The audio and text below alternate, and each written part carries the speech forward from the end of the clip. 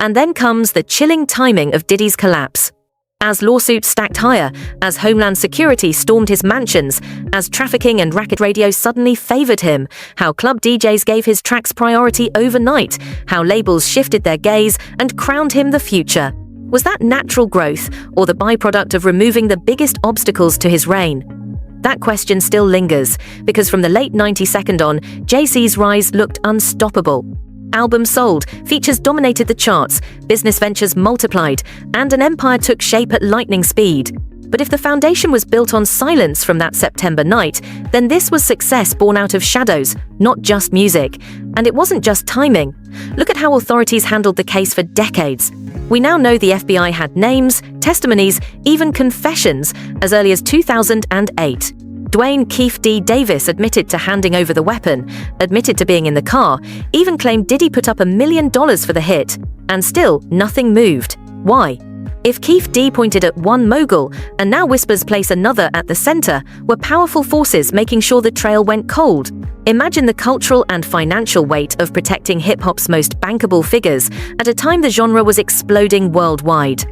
Would the government really risk tearing down two icons at once, or was it easier to bury the truth in sealed files and let the empire thrive? I think when it came to, it's not just the more serious charges, but it's the more complex charges, where the jury, in order to, for instance, find guilt on the racketeering charge, was going to have to find not just that Sean Combs had kicked his girlfriend, had beat people up, had engaged in truly abhorrent behavior, but that he ran a It wouldn't be the first time former detectives hinted that law enforcement deliberately backed off because the fallout would have been too explosive. We're talking billion-dollar industries, stadium tours, clothing lines, television networks, all tied to men who may have been complicit in one of music's darkest nights.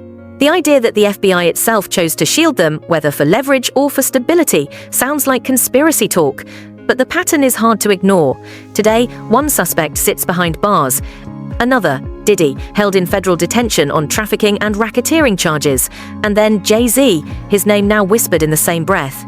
Yet he remains free, wealthy, untouchable in public. When you rewind Jay-Z's career through this lens, the paranoia starts to add up.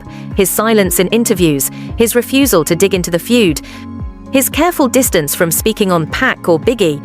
What if that wasn't professionalism? What if it was survival keeping his mouth shut because even a slip could drag the past roaring back? Meanwhile, Diddy took the opposite route. Extravagance, lavish parties, business fraction of this conspiracy proves true, then the price of their empire wasn't just rivalries crushed or contracts signed.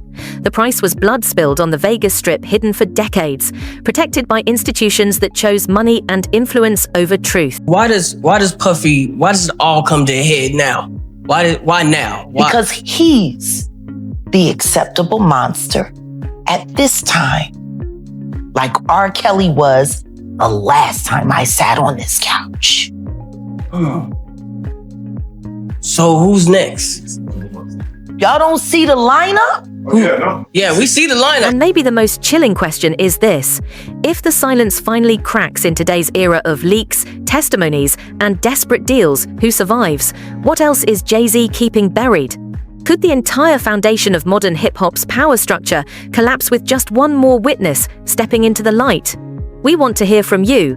Was Jay-Z's empire built on sheer brilliance, or is there a secret past ready to explode? Drop your thoughts in the comments below. And remember, no matter how deep it's buried, the truth always finds its way to the surface.